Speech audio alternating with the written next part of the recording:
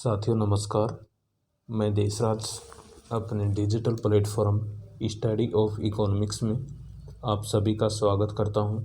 साथियों हमने पिछले वीडियो में उत्पादन फलन वाला टॉपिक पूरा कर लिया है। आज हम उत्पादन की अवधारणा पढ़ेंगे। इससे पहले हम पिछले वीडियो में जो प्रश्न पूछा गया था उसकी चर्चा करेंगे। प्रश्न पूछा गया था, घटता हुआ सीमांत उत्पादन नियम शब्द का प्रयोग किसके द्वारा नहीं किया गया, जिसमें आपको ऑप्शन मिले थे श्रीमती जॉन रॉबिन्सन, मार्शल, स्टिंगलर और चैम्बरलिन। साथियों यहाँ पर कुछ साथियों का आंसर चैम्बरलिन था और कुछ का आंसर जॉन रॉबिन्सन था। आपको बताना चाहूँगा, घटता हुआ सीमांत उत्पादन नियम का प्रयोग जॉन रॉबिन्सन ने किया है, इसलिए इसका आंसर होगा चैम्बरलिन। प्रश्न को थोड़ा ध्यान से पढ़िएगा। घटता हुआ सीमांत उत्पादन नियम शब्द का प्रयोग किसने नहीं किया? चैम्बरलिन ने इस शब्द का प्रयोग नहीं किया था। जॉन रॉबिन्सन ने, मार्शल ने और स्टिंगलर ने घटता हुआ सीमांत उत्पादन नियम का प्रयोग किया था। साथियों, आशा करता हूँ आपकी तैयारी अच्छी चल रही होगी और आपको जो मैटर उपलब्ध करवाया जा रहा है उसको आप रेगुलर अध्ययन कर रहे होंगे और साथ साथ अपनी नोटबुक में नोट्स के रूप में तैयार भी कर रहे होंगे। आज हमारा टॉपिक है उत्पादन की अवधारणा। साथियों, उपभोग को अर्थशास्त्र में आर्थिक क्रियाओं का आदि और अंत माना जाता है। हमने उपभोक्ता के व्यवहार के टॉपिक में उपयोगिता विश्लेषण के दो दृष्टिकोण का अध्ययन किया था, गणनावाचक दृष्टिकोण और क्रमवाचक दृष्टिकोण। किसी वस्तु में वह क्षमता जो मानवीय आवश्यकताओं को पूरा कर सकती है, अर्थात किसी वस्तु की वह क्षमता जो मानवीय आवश्यकता को पूरा करती है, उसको हमने उपयोगिता कहा था।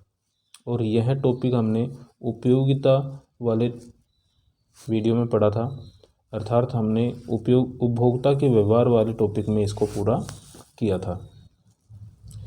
उपयोगिता वस्तुओं में उपयोगिता का सर्जन उत्पादन प्रक्रिया के द्वारा होता है।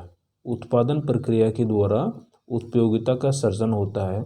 उत्पादन से ही उपभोग संभव हो सकता है और जब उपभोग होगा, किसी वस्तु का उत्पादन होगा तो उस वस्तु की उपयोगिता होगी। अगर हमें किसी वस्तु की आवश्यकता है लेकिन उस वस्तु का उत्पादन ही नहीं हो रहा है तो उसकी उपयोगिता संभव नहीं हो पाएगी। इसलिए उत्पादन से ही उपभोग संभव हो सकता है। जिस प्रकार वस्तुओं व सेवाओं की मांग उन वस्तुओं व सेवाओं के उपभोग पर आधारित होती है, उसी प्रकार वस्तुओं व सेवाओं की पूर्ति उनकी उत्पादन मात्रा द्वारा निर्धारित होती है। हमने पहले पढ़ा था, वस्तुओं और सेवाओं की मांग उन वस्तु की व सेवा के उपभोग पर आधारित होती है, अर्थात हम जिस वस्तु या सेवा का उपभोग करना चाहते हैं उसकी हम मांग करेंगे। जिस वस्तु का हम उपभोग नहीं करना चाहते हैं उसकी हम मांग नहीं करते हैं। तो इसी प्रकार वस्तु व सेवाओं की पूर्ति उनकी उत्पादन मात्रा द्वारा निर्धारित होती है। यहाँ पर दो कॉन्सेप्ट क्लियर होते हैं। वस्तु व सेवाओं की मांग उन वस्तु के उपभोग पर आधारित होती है, जबकि वस्तु और सेवाओं की पूर्ति उनके उत्पादन मात्रा द्वारा निर्धारित होती है। किसी देश की राष्ट्रीय आय व प्रति व्यक्ति आय, नेशनल इनकम और पर कैपिटा इनकम का आधार भी उत्पादन के स्तर से निर्धारित होता है। अगर किसी राष्ट्र में उत्पादन अधिक होगा तो इसका मतलब है कि वहाँ पर राष्ट्रीय आय और प्रति व्यक्ति आय भी अधिक होगी। उत्पादन विस्तार में वृद्धि से देश की आर्थिक समृद्धि होती है। अगर यह भी निश्चित है कि अगर देश में उत्पादन का स्तर बढ़ेगा, प्रोडक्शन बढ़ेगा, तो निश्चित रूप से उस देश में आर्थिक समृद्धि भी देखने को मिलेगी। उत्पादन में वृद्धि व गुणवत्ता का लोगों के जीवन स्तर पर सकारात्मक प्रभाव पड़ता है। अगर उत्पादन में वृद्धि होती है और गुणवत्ता के रूप में वृद्धि होती है तो लोगों के जीवन पर उसका सकारात्मक प्रभाव देखने को मिलता है। उत्पादन का अर्थ उत्पादन का अर्थ किसी वस्तु की उपयोगिता का सृजन करना, उपयोगिता में वृद्धि करना या उपयोगिता का निर्माण करना उत्पादन कहलाता है। उत्पादन के कई रूप होते हैं, जैसे एक किसान के द्वारा अनाज पैदा करना, अनाज का उत्पादन करना, कारखाने में या कंपनी में विभिन्न वस्तुओं जैसे कपड़े, मशीन, जूते आदि का उत्पादन करना, विभिन्न प्रकार की सेवाएं जैसे शिक्षा, चिकित्सा, परिवहन आदि का उत्पादन करना। साथियों, उत्पादन में हम केवल वस्तुओं के उत्पादन को ही सम्मिलित नहीं करते हैं, जबकि सेवाओं को भी इसमें शामिल करते हैं। मान लीजिए एक अध्यापक अपनी स्कूल या कॉलेज में बच्चों को पढ़ा रहा है, तो वह शिक्षा के माध्यम से उनके स्वर्णिम भविष्य का उत्पादन कर रहा है। इस तरह से हम उत्पादन के अंतर्गत सेवा और वस्तुएं दोनों को सम्मिलित करते हैं। इसको हम सरल शब्दों में इस प्रकार समझ सकते हैं, उत्पादन एक प्रकार का वस्तुओं व सेवाओं का प्रवाह है। उत्पादन एक प्रकार का वस्तुओं व सेवाओं का प्रवाह है। हमने पिछले वीडियो में पढ़ा था कि उत्पादन फलन जो है एक प्रवाह अवधारणा है, अर्थात इसका संबंध एक समय अवधि से होता है, जिसके द्वारा वस्तु व सेवा की मानवीय आवश्यकता को संतुष्ट करने की क्षमता में वृद्धि या क्षमता का निर्माण होता है। उत्पादन एक प्रकार का वस्तु व सेवाओं का प्रवाह है, जिसके द्वारा अर्थात उत्पादन के द्वारा वस्तु या सेवा की मानवीय आवश्यकता को संतुष्ट करने की क्षमता में वृद्धि या क्षमता का निर्माण करता है। मान लीजिए एक किसान अपने खेत में अनाज बोता है, बीज बोता है, वह बीज बड़ा होकर वह अनाज के रूप में पैदावार प्रदान करता है। इस तरह से वह उस अनाज को अनाज से आटा तैयार किया जाएगा, उस गेहूं से आटा तैयार किया जाएगा और उससे जब चपाती तैयार की जाएगी, वह निश्चित रूप से उस मनुष्य की या किसान की संतुष्टि की क्षमता में वृद्धि प्रदान करेगा। इस तरह से उत्पादन उपयोगिता के सृजन की प्रक्रिया है, जिसके द्वारा वस्तुओं व सेवाओं का प्रवाह के रूप में निर्माण किया जाता है। उत्पादन श्रम, पूंजी, भूमि, प्रबंधन व तकनीक तथा साहस या उद्यमशीलता की सहायता से किया जाता है, जिन्हें उत्पादन के साधन, आधा, पढ़ते या इनपुट कहते हैं। यहाँ पर उत्पादन के साधनों के बारे में बताया गया है। उत्पादन के साधन कौन कौन से हैं? उत्पादन के साधन हैं श्रम, पूंजी, भूमि, प्रबंधन व तकनीकी, साहस व उद्यमशीलता। साथियों, प्रबंधन व तकनीकी तथा साहस व उद्यमशीलता को आप एक निश्चित रूप से में संगठन या ऑर्गेनाइजेशन के रूप में पढ़ सकते हैं, जिसको कई बुक में आपको उसे प्रदर्शित किया गया है। ये सभी उत्पादन के साधन हैं। इनको हम साधन भी कह सकते हैं, उत्पादन के आधा भी कह सकते हैं, पढ़ते भी कह सकते हैं, इनपुट भी कहते हैं। इसलिए साथियों, आपको इनका इंग्लिश वर्जन इनपुट अवश्य याद रखना होगा। इनपुट, इसके अलावा इसका जो नाम है साधन भी कह सकते हैं, इनको आधा भी कह सकते हैं और पढ़ते भी। ये शब्द आपको एग्जाम में अलग अलग रूप में किसी भी रूप में देखने को मिल सकते हैं। वस्तु व सेवाओं के उत्पादन को प्रदा कहते हैं या निर्गत कहते हैं या आउटपुट कहते हैं।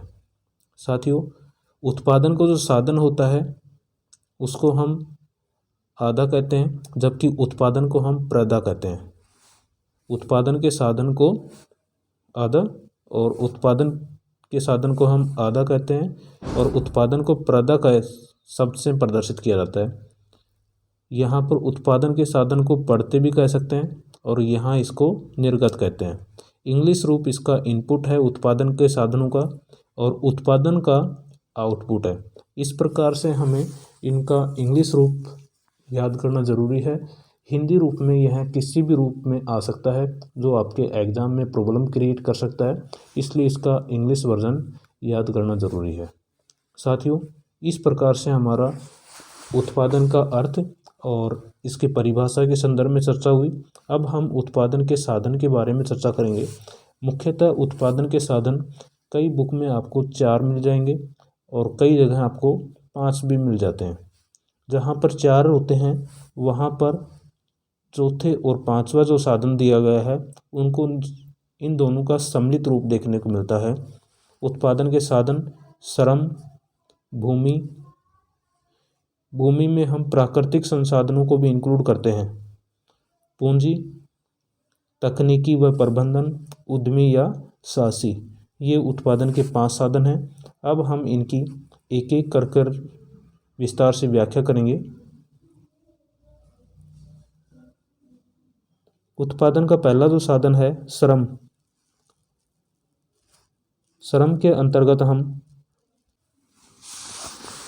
मुद्रा के बदले किया जाने वाला शारीरिक या मानसिक उत्पादक कार्य। साथियों, श्रम 2 प्रकार से किया जा सकता है, शारीरिक रूप से और मानसिक रूप से। जैसे मान लीजिए एक मकान के निर्माण में जो मजदूर होता है, जो पत्थर को या मसाला को ढोता है, तैयार करता है, उस वजन को उठाता है, तो वह उसके द्वारा किया गया कार्य शारीरिक होगा। जबकि एक कंपनी में बैठा हुआ कोई व्यक्ति है जो कंप्यूटर के ऊपर कार्य कर रहा है, तो वह अपने मानसिक रूप से कार्य कर रहा है। इस तरह से मुद्रा के बदले किया जाने वाला शारीरिक या मानसिक उत्पादक कार्य श्रम की श्रेणी में इंक्लूड किया जाता है। अर्थात शारीरिक कार्य या मानसिक कार्य जिसके बदले हमें मुद्रा प्राप्त होती है, उसको हम श्रम की श्रेणी में शामिल करेंगे। उत्पादन का सक्रिय साधन है। यहाँ पर प्रश्न बन सकता है कि निम्नलिखित में से कौन सा साधन उत्पादन का सक्रिय साधन है, तो यहाँ पर श्रम उत्पादन का सक्रिय साधन है। अर्थात किसी भी उत्पादन में, किसी भी वस्तु या सेवा के उत्पादन में श्रम की सक्रिय भूमिका देखने को मिलती है। यह अन्य साधनों को उत्पादन प्रक्रिया में सक्रिय करता है। श्रम जो है, अन्य जो साधन है जैसे भूमि है, पूंजी है, तकनीकी है, साहस है, इन सभी साधनों को उत्पादन की प्रक्रिया में सक्रिय करता है। अर्थात अगर श्रम नहीं होगा तो उत्पादन की प्रक्रिया को पूरा करना शायद संभव नहीं हो पाएगा। श्रम की पूर्ति मात्रात्मक व गुणात्मक दोनों रूप में होती है। श्रम की पूर्ति मात्रात्मक रूप से देखी जा सकती है और गुणात्मक रूप से भी देखी जा सकती है। श्रमिक उत्पादक व उपभोक्ता दोनों होता है। एक श्रमिक किसी वस्तु के लिए उत्पादक भी हो सकता है तो दूसरी वस्तु का उपभोक्ता भी हो सकता है। इस तरह श्रमिक उत्पादक और उपभोक्ता दोनों होता है। दूसरा जो हमारा साधन है उत्पादन का वह है भूमि। तीसरा साधन है यहाँ पर नेक्स्ट जो हमारा साधन है भूमि, लैंड। यह प्रकृति का उपहार है। भूमि के साथ हम इस साधन में प्राकृतिक संसाधनों को भी इंक्लूड करते हैं। अगर एग्जाम में प्राकृतिक संसाधन के संदर्भ में पूछा जाता है इन निम्नलिखित में से कौन सा साधन है या नहीं है, तो प्राकृतिक संसाधन हम भूमि के साथ इंक्लूड करते हैं। यह प्रकृति का उपहार है जो प्रकृति के द्वारा निःशुल्क रूप से प्रदान किया जाता है। पूंजी, भूमि कृपणता का गुण पाया जाता है। इसमें भूमि में कृपणता का गुण पाया जाता है, अर्थात यह सीमित मात्रा में है, इसमें परिवर्तन नहीं किया जा सकता। इसकी उर्वरा शक्ति अलग अलग होती है। उर्वरा शक्ति अलग अलग होती है भूमि की। रेगिस्तान में इसकी उर्वरा शक्ति कम होती है। पहाड़ी क्षेत्र में भी इसकी उर्वरा शक्ति कम हो सकती है, लेकिन पहाड़ी क्षेत्र और रेगिस्तान के क्षेत्र की तुलना में समतल या मैदानी क्षेत्र में इसकी उर्वरा शक्ति अधिक हो सकती है। भूमि जो है उत्पादन का साधन है, यह उत्पादन का निष्क्रिय साधन है। और यहाँ पर हमने पढ़ा था श्रम, यहाँ 2 साधन है, श्रम और भूमि। श्रम उत्पादन का सक्रिय साधन है और भूमि उत्पादन का निष्क्रिय साधन है। इस तरह से हमारे 2 साधन पूरे हुए उत्पादन के, श्रम और भूमि। तीसरा उत्पादन का साधन है पूंजी। संकुचित अर्थ में नगद वित्त, कैपिटल इन कैश के रूप में प्रयोग होता है। अर्थात पूंजी को संकुचित अर्थ में नगद राशि के रूप में प्रयोग किया जाता है, लेकिन वर्तमान युग में विभिन्न मशीनें, यंत्र आदि सभी इसमें शामिल किए जाते हैं। अर्थात मानव के द्वारा निर्मित वह पूंजी जो पूंजी के निर्माण में सहायता करती है, जैसे कोई भी मशीन है मानव के द्वारा निर्मित है और यह मशीन पूंजी के रूप में कार्य करती है और यह किसी अन्य पूंजी का निर्माण करती है। कोई मशीन है जिसकी सहायता से हम कोई दूसरा यंत्र बनाते हैं जो किसी न किसी प्रकार से अन्य किसी प्रकार उत्पादन में सहायता प्रदान करता है, तो ऐसे साधन को भी हम पूंजी में इंक्लूड करते हैं। तो पूंजी में नगद राशि अर्थात मुद्रा और विभिन्न प्रकार की मशीनें और यंत्रों को शामिल किया जाता है। उत्पादन का हमारा चौथा साधन है प्रबंधन व तकनीकी, मैनेजमेंट एंड टेक्नोलॉजी। इसकी सहायता से उत्पादन का संगठन और प्रबंधन किया जाता है। जो चौथा जो साधन है उत्पादन का, इसकी सहायता से उत्पादन का संगठन या मैनेजमेंट किया जाता है। आजकल उत्पादन के बड़े पैमाने पर संगठन विशेषज्ञों द्वारा किया जाता है। प्रबंधकीय पक्ष प्रबंधकों द्वारा व तकनीकी पक्ष का संगठन तकनीकी विशेषज्ञों को द्वारा किया जाता है। आजकल हमें देखने को मिलता है कि कंपनी में मैनेजमेंट का पावर अलग व्यक्ति के पास होता है और टेक्नोलॉजी से संबंधित जानकारी अर्थात तकनीकी विभाग अलग होता है।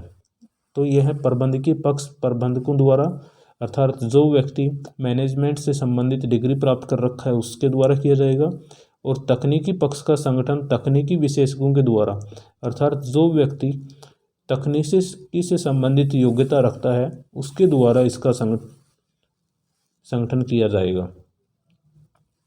प्रबंधकीय विशेषज्ञों द्वारा विभिन्न प्रकार के संगठनों में से चयन कर अनुकूलतम संगठन संरचना को अपनाया जाता है अर्थात उस उत्पादन हेतु या किसी वस्तु के उत्पादन हेतु अनुकूलतम संगठन संरचना जो भी होगी उसको उत्पादन में प्रयोग किया जाएगा। तकनीकी विशेषज्ञों द्वारा उत्पादन की विभिन्न तकनीकों में से चुनाव किया जाता है तथा उसे उत्पादन प्रक्रिया में प्रयुक्त किया जाता है। इसी प्रकार तकनीकी विशेषज्ञ अलग अलग तकनीकों का प्रयोग करते हैं और जो तकनीक सर्वश्रेष्ठ होगी उसका उत्पादन प्रक्रिया में प्रयोग करते हैं।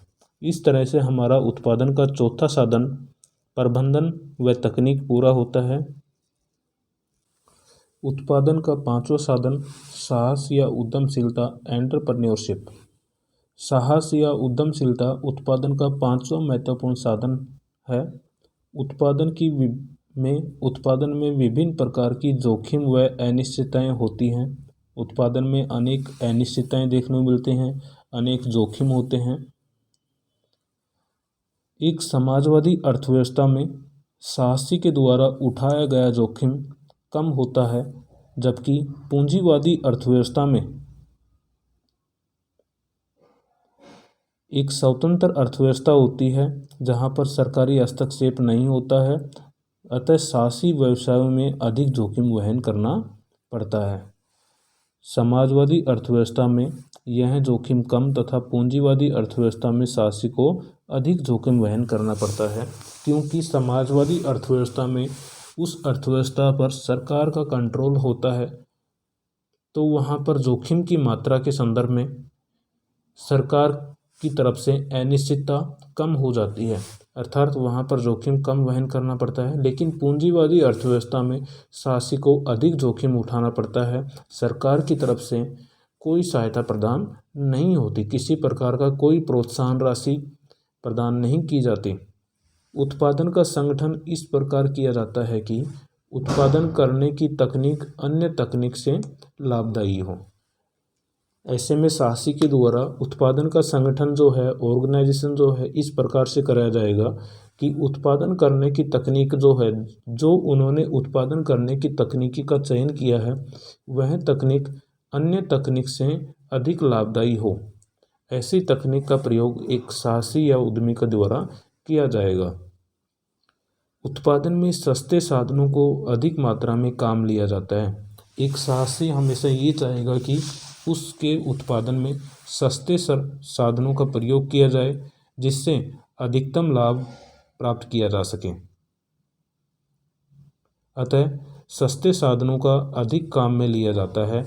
यह साहसी हर कंपनी का या हर कोई मैनेजमेंट या हर उद्यमशीलता यह चाहेगा कि ज़्यादा से ज़्यादा सस्ते साधनों का प्रयोग किया जाए। और इसके लिए एक उत्पादनकर्ता या साहसी उद्यमी उत्पादन की दो प्रकार की तकनीक होती हैं, उनमें से जो उसे उपयुक्त तकनीक लगे उसको प्रदान प्राप्त कर सकता है, अर्थात अपने उद्योग में उपयोग कर सकता है। उत्पादन की जो तकनीक होती है, श्रम प्रधान तकनीक और पूंजी प्रधान तकनीक। अब हम इन दोनों के बारे में पढ़ेंगे।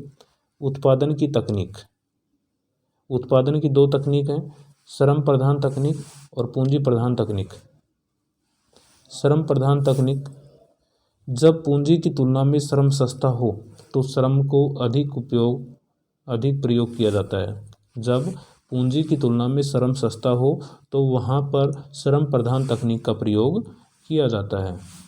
श्रम का अधिक उपयोग करने से उसे श्रम प्रधान तकनीक कहते हैं।